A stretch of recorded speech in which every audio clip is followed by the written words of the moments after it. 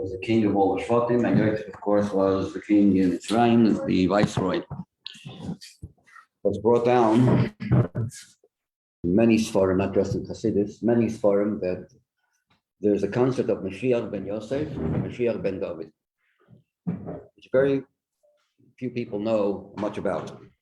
In fact, the Rambam doesn't seem to discuss at all about this concept of Mashiach ben Yosef. Who is he? What is this? Who is this person? A Mashiach that comes before Mashiach? And is he the son of Yosef? Not necessarily so. We find throughout history that in history we do find there were two different people. One was considered to be Mashiach, who paves the way for Mashiach ben David. Doesn't mean that the first Mashiach ben Yosef is descending from Yosef, but he has the characteristics of Yosef. What was Yosef's main characteristic? Feeding people not just food, physical food, but spiritual food, to be able to tolerate the Golus and to transform the Golus, to paving the way for Mashiach ben David, the Mashiach that we're all waiting for.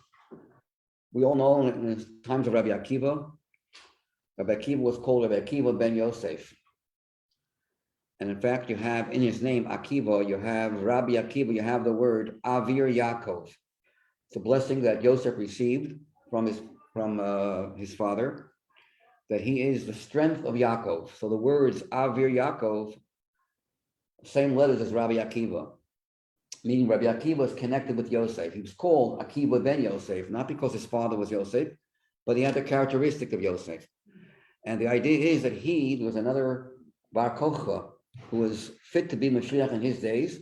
Rabbi Akiva wanted very much for him and this Bar Kochba to get together and together bring Mashiach.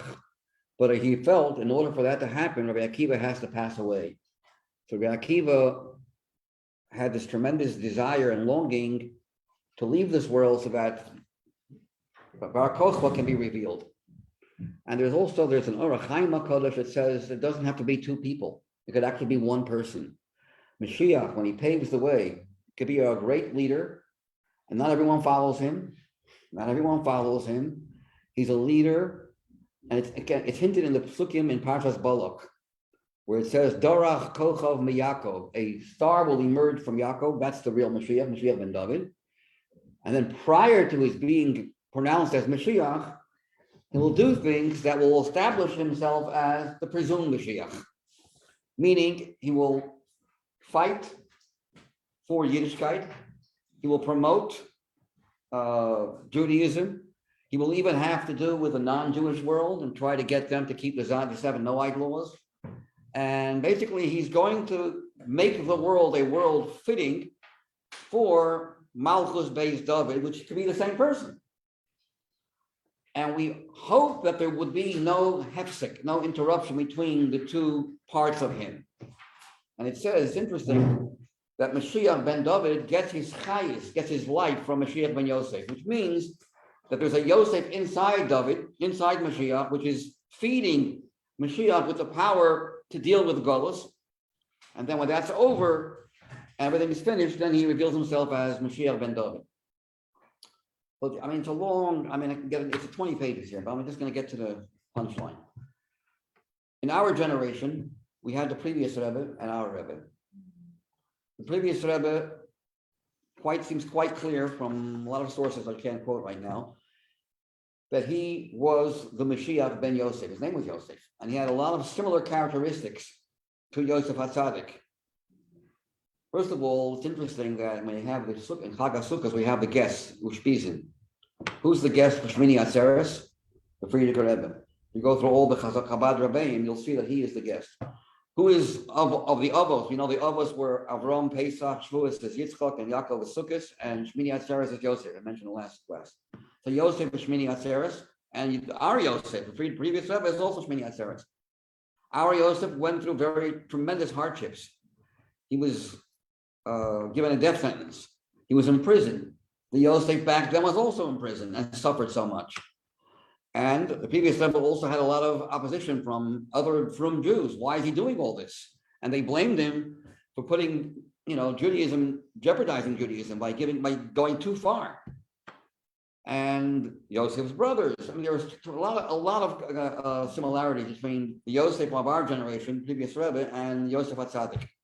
Kabbalistically speaking, they're connected to the sphere of Yesod.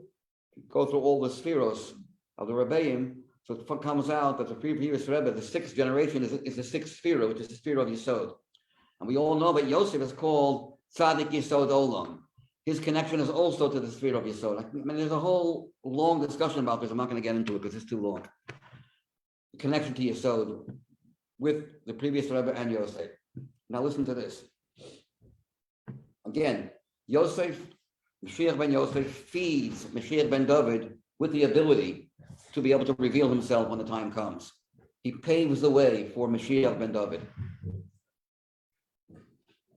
It's interesting that Yosef gave David HaMelech life. David HaMelech was supposed to be a miscarriage, supposed to not live.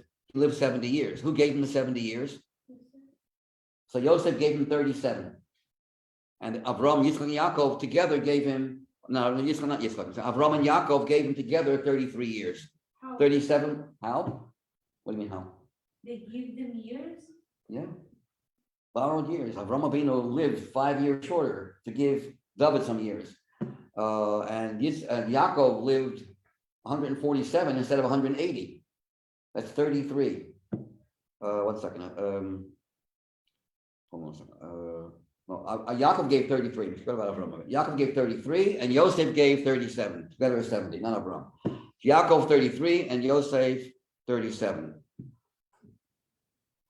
David HaMelech, who's the king of Yehuda, of course, comes from Yehuda, and Mashiach will come from David, receives life. That's another thing. Adam Rishon is 70 years too, and the question is asked, he got 70 years from Adam, and he got 70 years from Yaakov and Yosef. Should have lived 140 years. That's another question. I'm not going to get into that right now. It's a long story.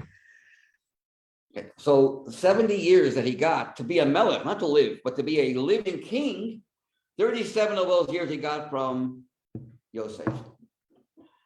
Interestingly, the Rebbe became a Rebbe officially in Tafshin Yud Aleph, 1951. 37 years later is when the previous Rebbe's daughter, our Rebbetzin, Chaim Rutzke, passed away 37 years after the Rebbe became Rebbe. In other words, the connection between Malchus David, which is our Rebbe, and Malchus of Yosef, which is the previous Rebbe, lasted for 37 years because the connection is through his daughter. Now the Rebbe says, the Rebbe requires his own life to be able to continue on. And it's interesting that year, in Tafshim Mem Ches, the Rebbe started the whole campaign of Yechi HaMelech HaMashiach. Yechi HaMelech, this whole idea of giving life to the king. The Rebbe started the whole campaign of birthdays, that we should make a big deal out of our birthday. It says by Mashiach, Ani Hayom Lidaticha. And it's a pasuk in Tehillim, chapter 21. Chaim Shoal Mimcha, Mashiach ben David, who gets his life from Yosef. But when that life expires, he asks Hashem, continue, give me life so I can continue. And it's interesting, Chaim Shoal Mimcha, I hope I don't get in trouble for this. Chaim Shoal Mimcha, life he asks from you. What's the next words? Sounds familiar? You give him long life forever and ever. So Mashiach ben David in Tafshim Mem Ches, 37 years into the leadership of our Rebbe, when the Rebbetzin passed away, this is exactly the time when Mashiach started, when the Rebbe started asking for life. Now, Tafshim Mem Ches, 1988, is exactly 68 years since the previous Rebbe became Rebbe. 68 is the gematria of the word Chaim.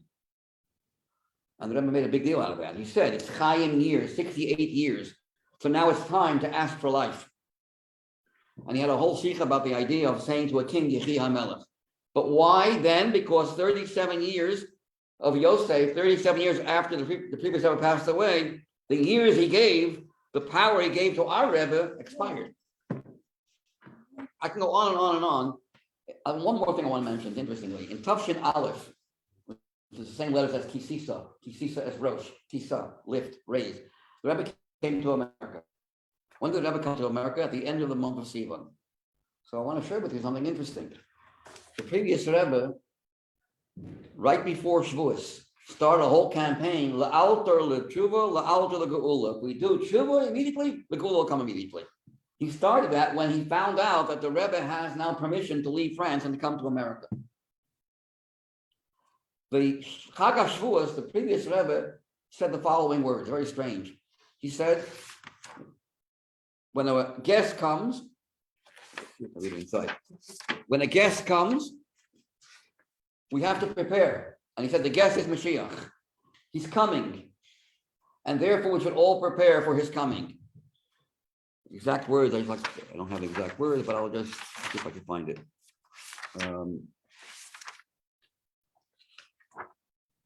Just 1 second.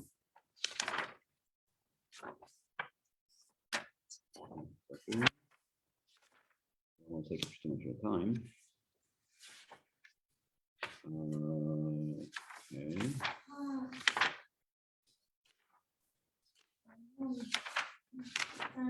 Oh, here it is. Custom of the world is that when a very important guest comes, we prepare. 2 weeks before the guest comes, we prepare the house, we clean the house and all the corners of the house. We all tell our friends, our neighbors about the important guest that's arrived. So the guest that we're all waiting for is about to come in a few weeks. Rebbe came 3 weeks later. Now the time of Mashiach is very close. We have to start preparing for the guest. Wash yourself and refine yourself in honor of the guest that's about to come. Previous Rebbe's words before the Rebbe came to America. Huh? Yeah. A few weeks before the Rebbe came to America. Wow. In the mimer that he said, which is a rarity, he mentioned Mashiach in the beginning and at the end of the mimer. The previous Rebbe didn't talk about Mashiach so much. Our Rebbe did, but the previous Rebbe did not discuss Mashiach in a mimer hardly ever. Here in the beginning and at the end. What? Why? It wasn't the time yet. When the time comes, when you go on a trip, then you arrive, you're a block away, we talk about, on the way, you talk about the things that are, but when you get close to the destination, that's when you start talking, we're here, make a right turn, make a left turn, then we discuss the actual moment. I want to just let you know, I sent this to Devorah, she's not here, a clip of a YU rabbi who's in his 80s, who's speaking at the Ohel in front of a whole bunch of students, and he's saying, it's incredible. If you want me, I can send it to any one of you. Please. Yeah. I'll just tell you a gist of what he was saying. He was saying that, he got to know the Rebbe when he was much younger, of course, in the 60s. So he was a young man then, very young. And he had an idea to take a year off his work, a sabbatical. He gets a call a few minutes after that thought, not long after. The Rebbe calls through Rabbi Greenberg and says, the Rebbe wants you, while you're going on your sabbatical, to take some trips to China, is Australia, and a few other countries. How did the Rebbe know I'm going to? I didn't tell my wife, I didn't tell my mother yet. I didn't tell anyone yet. Nobody knows. How did the Rebbe know? Okay. He doesn't have the answer to that question. He did in Shlichus there. And he was incredibly, he was just affected by the Rebbe very much. In his speech, he says the following. I'm not going to go over just one point. He says, what did we do to deserve such a great leader? A leader of proportion that the world hasn't been zoche for who knows how long. And he said, because he went through a Holocaust. He gave 2 reasons. He says, as tragic and as horrible, as horrific as the Holocaust was, that's how incredible and amazing our Rebbe is. That's what he said. We needed the opposite extreme. And he also mentioned Hitler, Yamach Shmo, did not make any distinction between if you were a Shiva boy or you were a girl, or if you were religious, Shabbos. In fact, there are many Jews who are telling the Germans that we're not really Jewish. We don't keep anything. We don't observe anything. We've intermarried even. We're German. We're German. We're good German. Didn't help. A Jew is a Jew. He didn't accept any kind of excuses. The Rebbe in his non-judgmentalism, also decided that every single Jew in the world, however bad you think the person is, man, woman, child, old, young, has a spark, and we have to ignite that spark. And he said, and the Rebbe once said, why is it that the Torah says you give 40 lashes to a person who committed a certain sin, and we only give 39? To tell you, 40 is a complete number. 40 days, the Torah was given in 40 days, 40 years in the midbar, 40 is complete. It takes 40 years to get the understanding of your teacher. 40 days a child is formed in the mother's womb, and it becomes clear, the child now is a viable child at the age of after 40 days. 40 is a level of completion. Well, he said that giving someone 40 lashes would mean that the person is completely evil. There's always one part of that person that's not affected. That's good. No matter how evil this person seems to be, there's always part of that person that's really special. And from that one, we can extend that to the rest of his, psyche and personality. But we have to realize that every single Jew has that 40th, that no one is completely evil. No Jew is completely evil. It doesn't exist. So the Rebbe's ability to be able to find the good in every single person. So it's quite clear from what I said before that Mashiach ben Yosef is not accepted by everyone. He will campaign of promoting Torah and mitzvahs and have affect the non-Jewish world as well, in order to pave the way for the revelation of Mashiach ben David, who could be the same person. And we hope, and Mashiach prays, that there should not be an interruption between his revelation as a leader and his final revelation as Mashiach ben David. This is 1 page out of 20 pages, maybe half a page out of 20 pages in this book here, written by a chassid, who's quoted from all different sources of how it's so clear from all these sources who are evidence.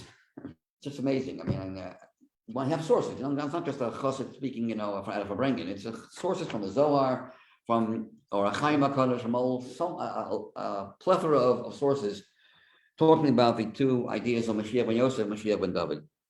Okay, but it's in this book here. It's in Hebrew.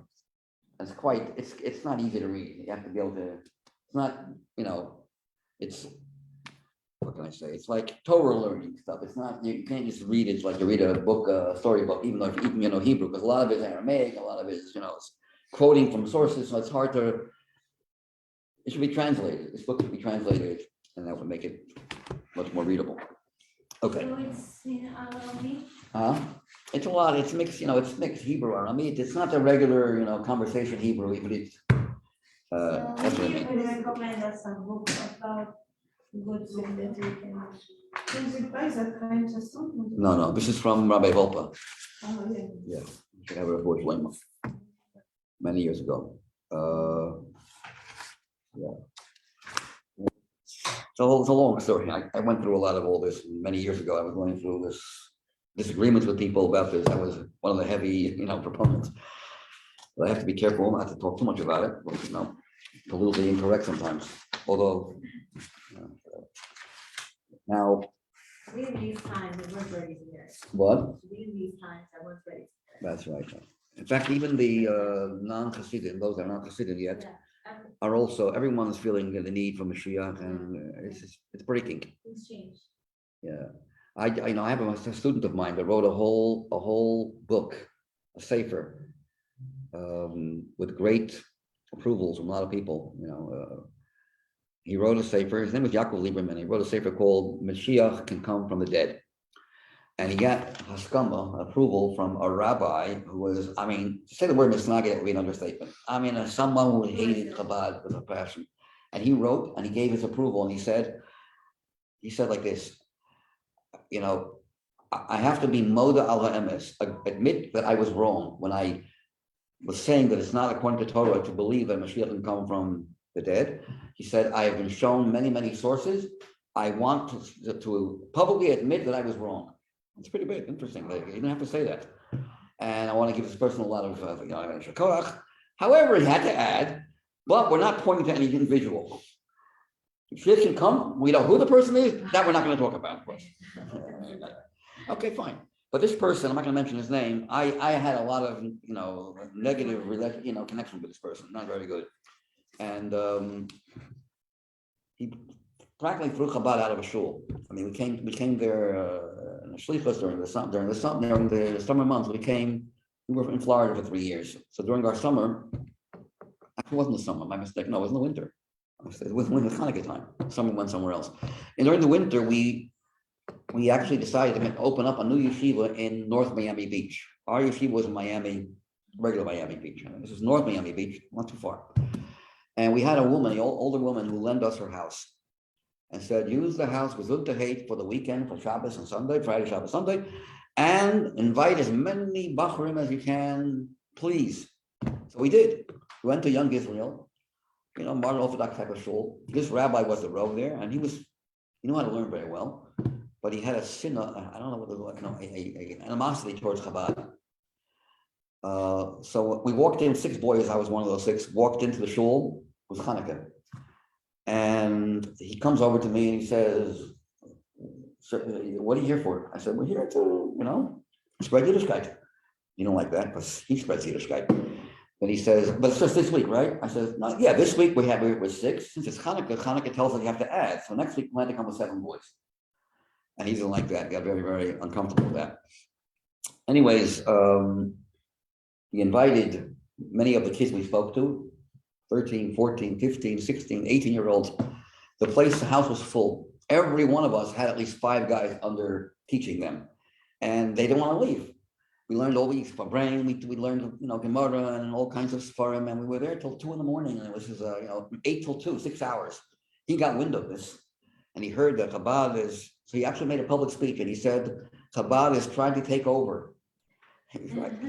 And they're starting with learning things. They're not learning Tanya, because they're learning kosher things. And from that, they're going to start learning Tanya. And then from Tanya, they're going to go from one level to the next until they'll bring these kids to the Rebbe.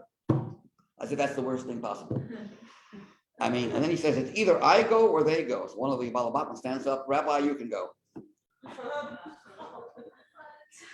Anyway, so this same rabbi, this is 35, 40, 45 years later, was a young man then, now he's probably in his late 70s.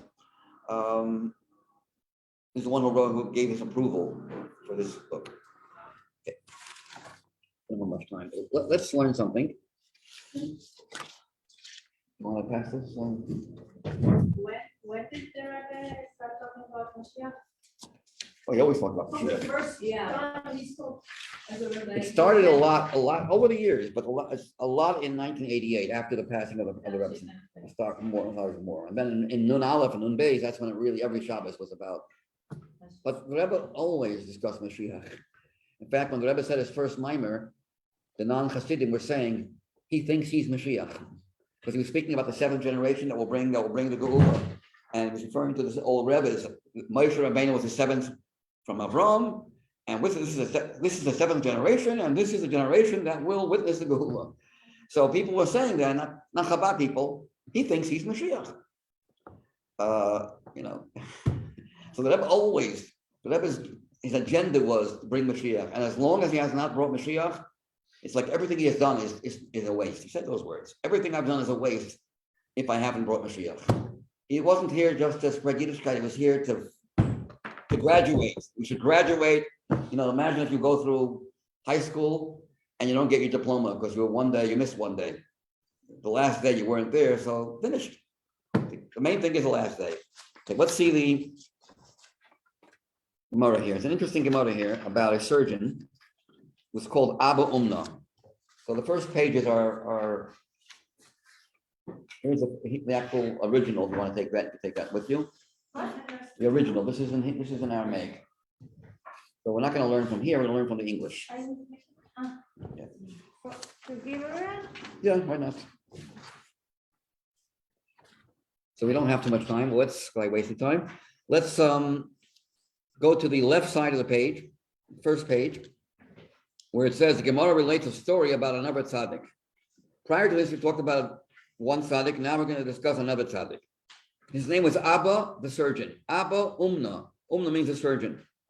He was a bloodletter. Those days they used to have bloodletting as the way to heal all kinds of diseases.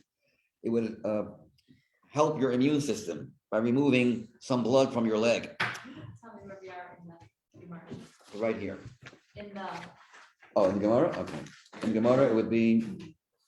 Let's see if it's. You know what? I think it might be the wrong page. Oh, no.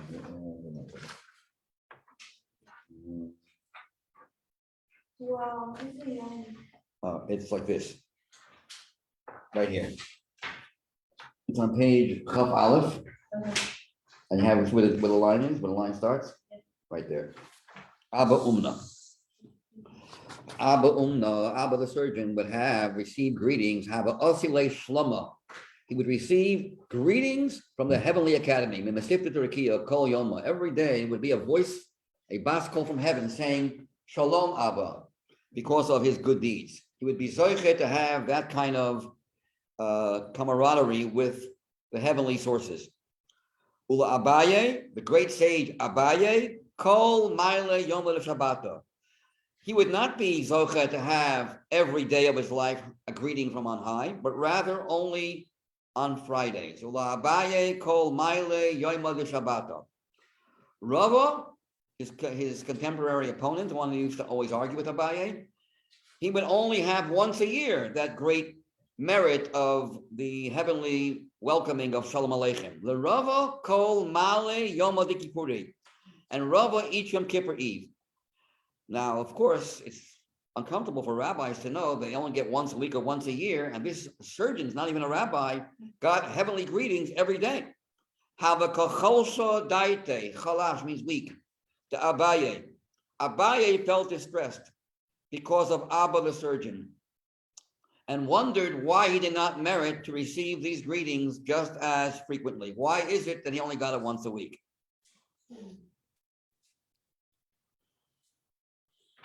Meaning he felt that maybe this Abba possesses something that I don't have, and he was envious of that which Abba Umna had.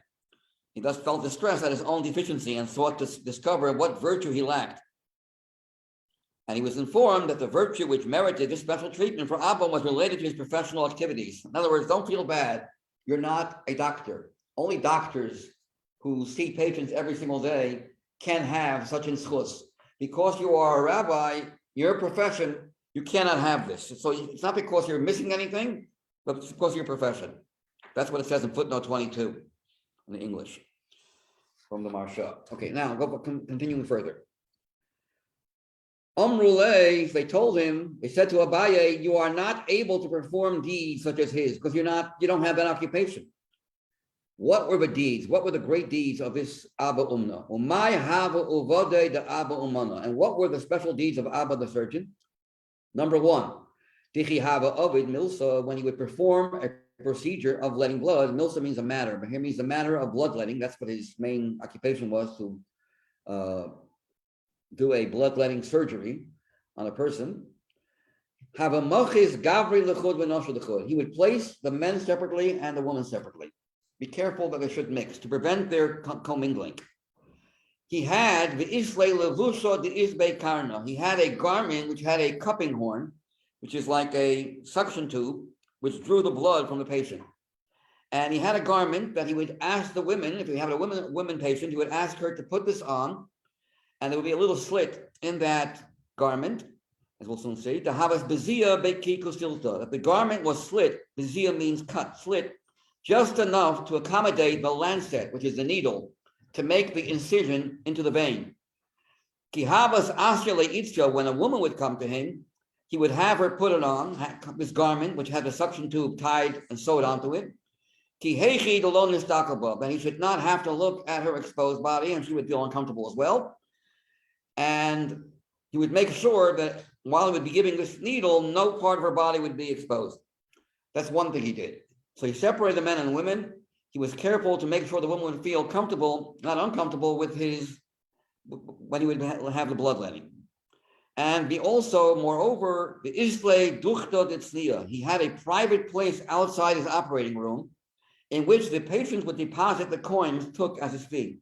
In other words, if you can afford it, you would pay him. And he would not get paid directly. In other words, it was unknown. He did not look at the actual person when the person would deposit, or if the person was poor and couldn't deposit any money, he wouldn't even know who did and who didn't. Whoever had money and could afford to pay would deposit money in it.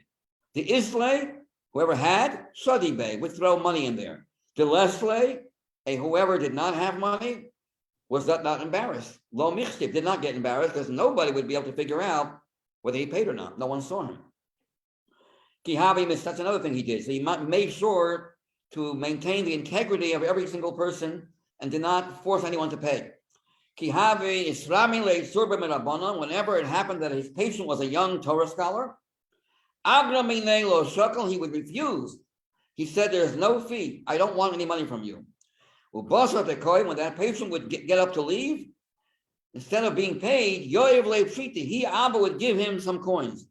But Armaleh, and he would tell him, please take this and buy some healthy food. Restore your health. Take the money and buy something to eat to regain your strength after the loss of blood. Here comes an interesting story. Yom Bachad, so after hearing the praises of Abba the surgeon, Abaye decided, let me test him. Let me talk to see how great he is. Let's investigate. One day, Abaye sent a pair of rabbis to test him. When they came, Abba sent them down, fed them, and gave them to drink. Osvinu, he set them down. The achlinu, the ashkinu, ochel mashke. The achlinu, and he gave them food. The ashkinu gave them drink. And then when it came time to go to bed, umachluhu bistarki belelio. He folded up woolen rugs, expensive rugs, for them to sleep on at night. They should be comfortable. Next page. The next page will be on the back of this page, probably. No. So the next page would be 22A1. With Safra, in the morning, they rolled them up. These people that Abaye was, administered, he had them test, and they actually stole, these rabbis took this whole rug, rolled it up, karchinu, like a korech, karchinhu, v'shaklinhu, and they took them. The komu, and they arose, the nafka lahu l'shuka, and they went to the marketplace. And he had not yet even known that his rugs were taken. But afkichinu, they found Abba, the owner of these rugs. Omrule, they said to him, Lishaime mar heichi shavu. Evaluate, master, how much these rugs are worth. Can you buy them from us? Now, what were they testing him? Either he'll get angry and say, you thieves, that's my rugs. How dare you take my rugs? You want to sell me my rugs? These are my rugs. You're a thief. Or at least, if he wouldn't want to embarrass them openly, he would lower the price and at least get back some of the money. So he would say it's worth much less than it really was worth. They asked him, can you give us an estimate what this thing is worth and pay us, and we'll give it to you? He did not get angry. He said it's worth so much and so much. Hachi v'hachi. They said to him, the dilma shabu. Perhaps they are worth more. So he said to them, this is what I bought them for, realizing that it's his. He said, I bought them for this. They said to him, okay, it's yours. We only did it as a test. It's yours, please take them. We didn't really mean to take them. We only wanted to steal them to see your reaction, to see if you get angry at us. As you know, it's yours. Please take them. In the meantime, they asked him, while this was going on, what did you think about us? Did you suspect we were thieves? I know you didn't say anything, but what was in your mind? What did you think in your machshava after you see your own rugs are on sale? They said to him, Bimatusa minach, we beg of you, please. What did you tell us the truth? What did you suspect us when we took the rugs this morning? He said to them, Amina, I said to myself, a case of ransoming captives must have come before the rabbis. And these were not just captives, these were their own family people. And sometimes you know what happens? Your own kids get caught up with the no good people, with a bunch of shady characters, and then they get in trouble with the mafia, and then they're stuck. They're in captivity. They were ashamed to be able to. So he said, probably that's what happened. These rabbis have children, they were not so kosher, and they got caught up with bad things, and now they need to be redeemed, and their life's in danger. And that's why you stole, to save a life. But why didn't you ask me directly to give it to pay? You could have asked me directly. I could have donated money. You were embarrassed to ask for money for that purpose because it was your own children. So you decided you're going to steal the rugs and then take money for it, and that's how you'll, ransom these children. That's what I was thinking. I was thinking you're totally in the right. Nothing wrong. You didn't do anything wrong. You had to steal in order to be able to do the mitzvah of Pidyon Shvuyim. That's what he told them. Very important not to ever suspect another person of wrong if you're not 100% sure. And even if it's 99.9, always give the person the benefit of the doubt. And he said, I honestly really believe that. But we're not finished yet. The rabbis themselves in their own family had an issue and they were embarrassed to ask for Pidyon Shvuyim to redeem the captives because of the situation, the circumstances. And you needed money. And you were embarrassed to tell me the whole story and ask for the money openly. So you therefore went through a whole charade to get me to give you the money.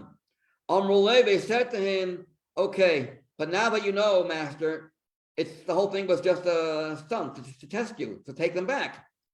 He said to them, no. From the moment that I concluded that you took the rugs to raise money to redeem captives, I put them out of my mind. And once I made up my mind to give you it, even though it was under false pretenses, I'm not going to change. Keep it. So he gave his rugs away. Because he had in his thought the mitzvah of Pidyon Shvuyim, even though he found out that the whole thing is not happening. There's no Pidyon Shvuyim here. It was just a test. He still wanted to maintain his thoughts, his promise, his pledge to give tzedakah. That's a great person. Now, some ask the question, how are you allowed to steal? Are you allowed to steal even with the intent of giving it back? Can you steal from someone? Are you allowed to steal with the intent of giving it back? It says in Shulchan Aruch, you're not allowed to even steal. What a ganav who steals has to pay double, by the way. So how about if you want to give a person wealth? I'll steal something from him, and a day later I'll be caught intentionally, and I will have to pay the person double. I want to give a donation, but he's embarrassed to take donations. So I'll steal from him, and the Beis Din will rule that I have to pay that person double. You can't even do that. So how are they allowed to do this? For a test. Even for a good purpose, for a testing to see how you're allowed to steal from a person and cause him anguish. One of the answers is because, it's not a perfect answer, it's because if you plan to give the person back what you stole before the person even finds out about the theft, then it's okay. So if you steal from someone and you plan to give the person back, but the person won't even find out about the whole story until you give it back, then then it's okay. So only when you cause a person temporary pain of where is it? What happened to my thing? That's when it's a problem, even though you plan to pay the person back. But when the person will never find out about it, it's okay. Now here he did find out about it, but right there and then he got it back. So it's not a problem. There are other answers to this question also. You can also answer that another answer would be, so this answer is because you're not, another answer would be, but it's not a good answer. So I'm not going to share with you because it has flaws to it. This is the best answer, but even this answer also is not perfect. And how are they, and Pidyon Shvuyim, are you allowed to steal to ransom a person? That's also, if it's pikuach nefesh. If you can save a life, you're allowed to steal to save a life? The answer is yes, but you must pay back, obviously. Just because you saved a life doesn't make you exempt from payment. So you're allowed, if I know that I have an emergency, I have to save a life from someone, but I don't have the money on me, I'm allowed to steal from someone to save a life. Perhaps over here it was life-saving, so there's no issue. So when Abba thought it was Pidyon Shvuyim, he wasn't suspecting them of doing anything wrong because they were allowed to save a life. There's always danger when you're hijacked, when you're captive. It's always a questionable sakana. Okay, here's another story here, but we ran out of time. It's another beautiful story with Rab Broka of Beichazoi. Just two more lines till the end of the story here. Rabba felt distressed because of Abaye. How come he didn't get the every week visit from Hashem, a Shalom Aleichem visit? And they told him it's enough for you that you protect the entire city with your merit. In other words, you have so much schus that Rabba was the one who in his schus, the whole city was forgiven for all the wrong things they did. In his schus, Hashem forgave the entire city. And in order for his schus to be big enough, you don't want to use it up to get a Shalom Aleichem from Hashem. Because if you get a Shalom Aleichem from Hashem, it takes away from your schusim. So you need all the schusim. Don't use it up. Don't complain. You have a whole city that needs your protection. The next story I want to learn next week. It's a beautiful story about Eliyahu Hanavi. And someone asked Eliyahu Hanavi, "Excuse me, can you tell me who in the street walking over here is guaranteed to have Olam Haba?" And at the end of the story, 2 comedians, nobody special, comedians who make people happy, are guaranteed to get Olam Haba. You'll see the story inside. Rebbe was supposed to speak Gemara here. So we'll leave that for next week, God willing. Okay, have a wonderful week. Get a Shabbos. How long are we going to have you here? Well, if Israel really closes its borders and I cannot fly on Monday, then I'll stay. Okay. The border will be open with Mashiach.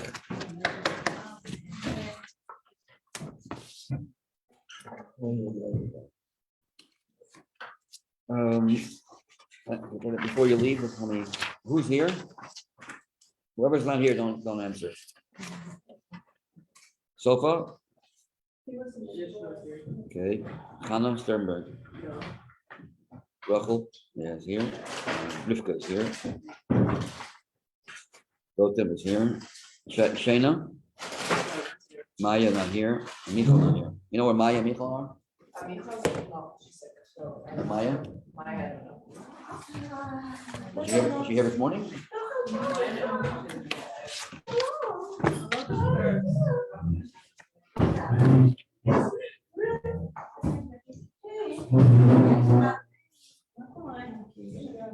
לא,